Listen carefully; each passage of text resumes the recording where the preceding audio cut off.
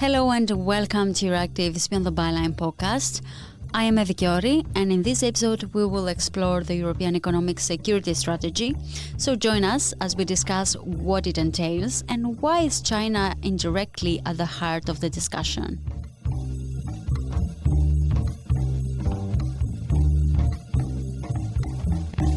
On Tuesday, June 20th, the European Union introduced a plan to enhance economic security. The aim is to persuade all 27 EU member states to implement stricter regulations on exporting and transferring technologies that could potentially be used for military purposes by third countries. The plan suggested stronger export controls and screening of outbound investments related to critical technologies. The document refrains from explicitly mentioning China, but emphasizes the importance of collaborating with compatible nations and implementing a de-risking strategy to reduce dependence on China in economic matters. Now, this topic is more than just economic matters, as it includes geopolitical and technological implications as well. But first, let's start with breaking down what is the European Economic Security Strategy and what is its purpose. So the Economic Security Strategy is a communication by the Commission in which the Commission basically lays out its thinking on economic security for the EU. János Allenbach-Amann is Euractiv's Economy and Jobs editor. So economic security is a concept that has gained popularity in recent times because we have realized that the economy has security implications, national security implications. It's not only about getting rich or not being poor anymore. So what the Commission looks at in specific here is risks to supply chains. The supply chains can be disrupted, as we have seen in the past years, a specific focus there on energy. Then the cybersecurity of critical infrastructure. We can think maybe of the electrical grid or mobile networks. Then technology leakage, so that some essential technologies that European companies are developing, that it leaks outwards to other countries. And then fourth, the fact that economic interdependencies can be weaponized. We have seen that, for example, between Lithuania and China, when Lithuania allowed Taiwan to open a representative office in Vilnius, and then China basically blockaded Lithuanian imports and exports. The strategy is still quite vague. It's a conversation starter. It's really just laying out the thinking, because there will be a European Council where the European heads of state will meet next week, and there this should basically start the conversation and lay the groundwork for them to then give a more specific guidance also. And the key words in this plan are de-risking economic dependencies. But what does this mean in practice? Russia's invasion of Ukraine last year was quite the wake-up call, I think, especially when it comes to energy dependency, which largely now has been mostly cut. Alexandra Brzozowski is Euractiv's Global Europe editor.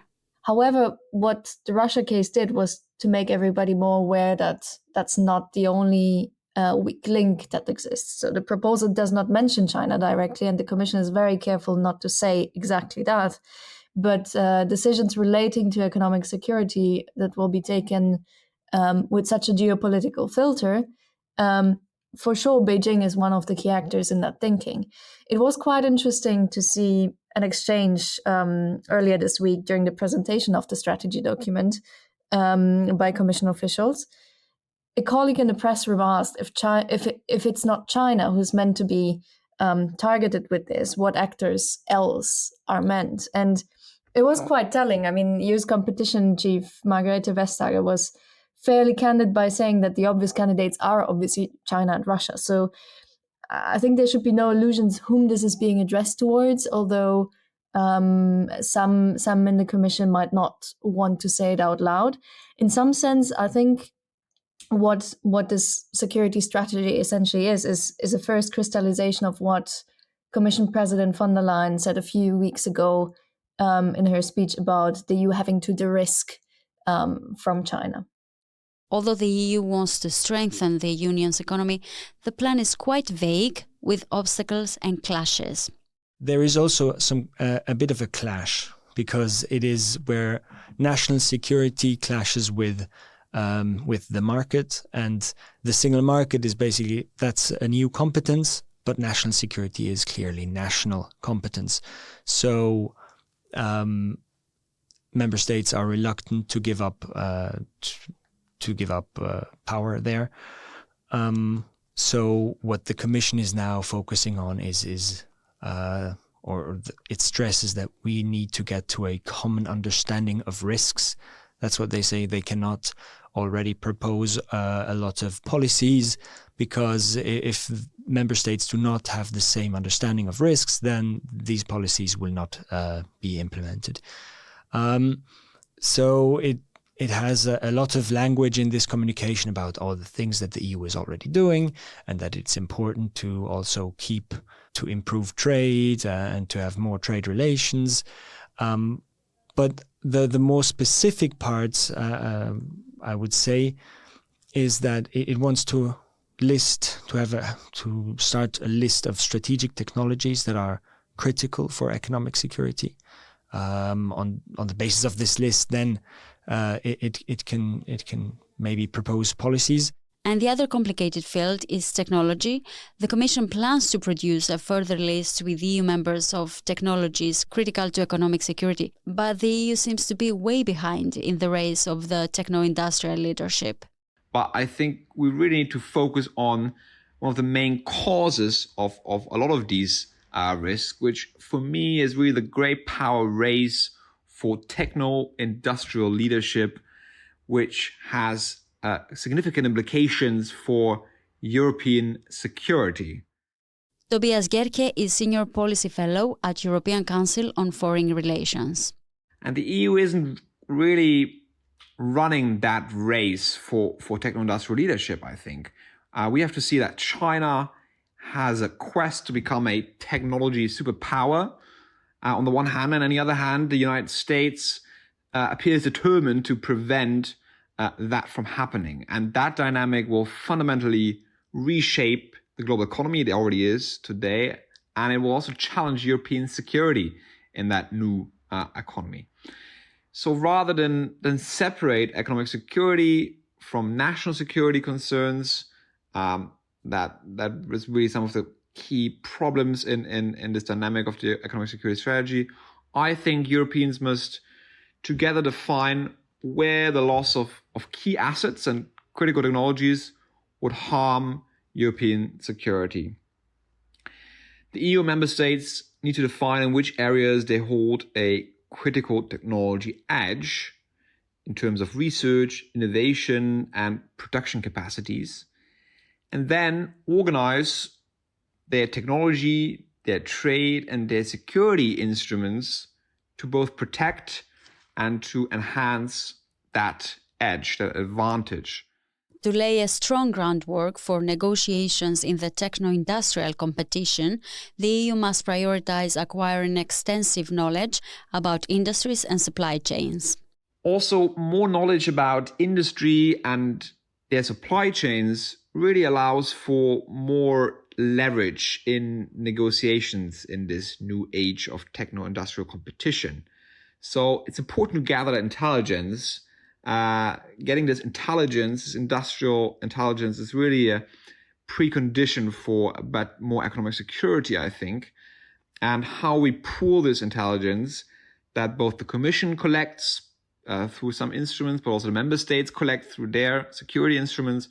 So how do we bring this intelligence together and interpret it in meaningful ways is one of the biggest challenges and tasks, I think, going forward.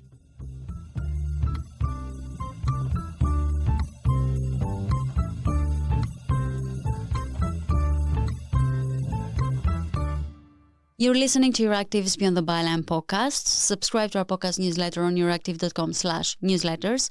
And if you want to expand your knowledge in other fields, you can listen to our tech, agri-food and health podcast.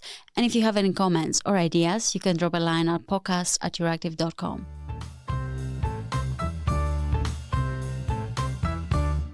The EU will also have to revise the regulation for the foreign direct investment screening. It wants to revise this regulation by the end of the year to more effectively tackle problems like maybe a Chinese company acquiring an important European company.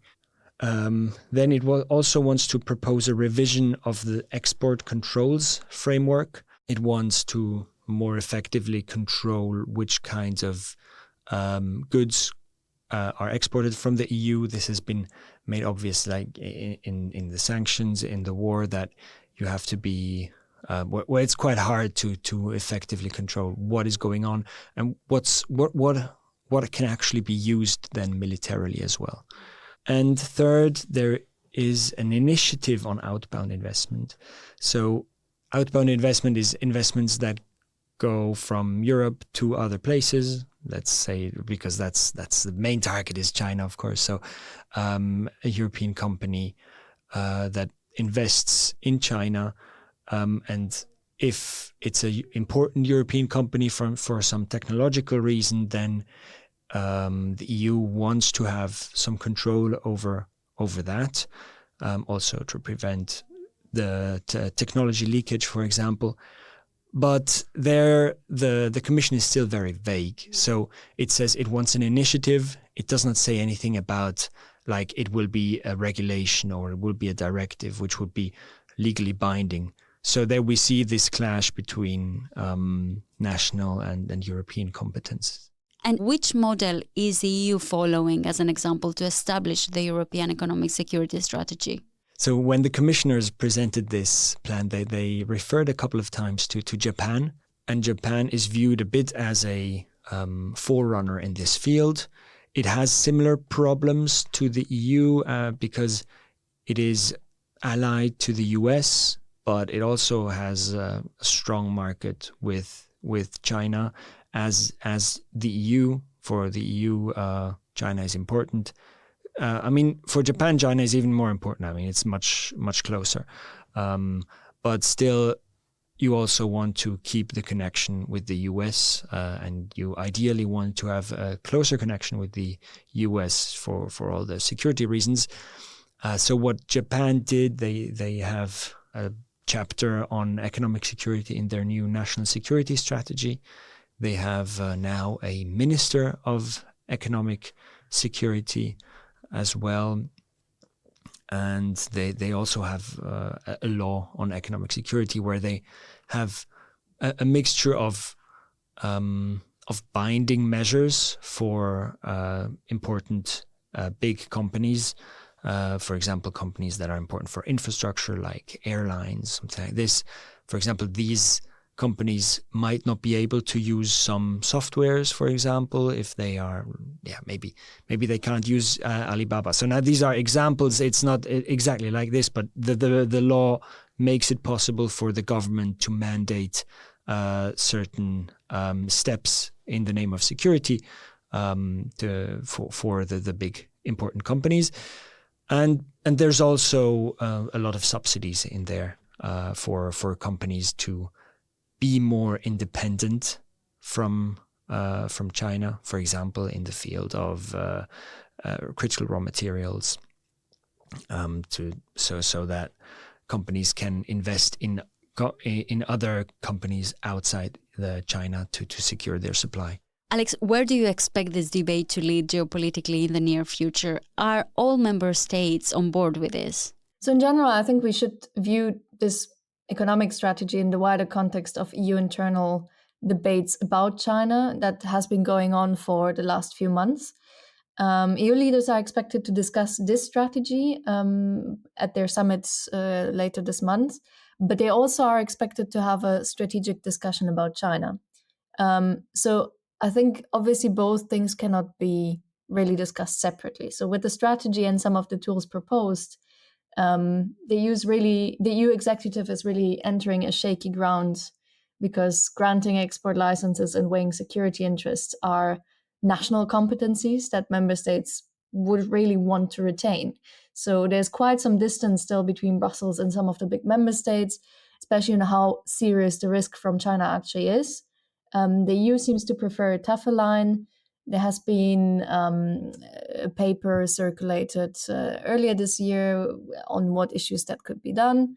But some of the heavyweight countries are not quite on the same page yet. It was quite interesting to see that the paper came on the same day as the German and Chinese governments held consultations in Berlin. So while the Commission was proposing de-risking, Germany's Chancellor Olaf Scholz was rolling out a red carpet for Chinese Prime Minister Li Keqiang. So what I think is really interesting to watch is that the Commission has said that it wants to work with like-minded partners, which would mean India, Japan, the US, and the G7, each of which is actually focusing on creating its own economic security strategy. And in that sense, also kind of looking at China in this. So I think the debate in the next few weeks could be quite interesting to see how much of the language is really changing on China. And I think the first indication will be really the summit next week. And Janos, what's your take on this? Because it really looks like this is very important for the EU, but at the same time, not everyone is on board. I think in Brussels, the thinking really is that we need something like this. But then it's all about the specifics, right? Some are afraid that this is just another push towards more protectionism, towards less trade. And the EU also in Brussels is still clinging on to this multilateral trade order in which everybody is trading freely. And that's the big thing. So there we have a clash within Brussels itself. And then, of course, there's some member states who are more active on this economic security front. It's France, for example, that want much more active industrial policy, who want less dependency on other countries, that want more autarky. And then there's the other member states, for example, Germany, who are free traders, who are very dependent on China for many of their companies and do not want to risk the revenue coming from there. And then there's also the smaller member states that are afraid that if everything gets top-down mandated, they will lose out. They will lose out the possibilities for that are opened up through free trade for them. I am Evi Chiori, and this was Euractiv's Beyond the Byline podcast. Visit Euractiv to stay on top of the latest news, and if you haven't subscribed to the podcast, you can do so on your favorite podcasting app. This episode was produced by myself with the help of Alexandra Brzozowski and Janos Allenbach-Aman. Thank you for listening, and until next week.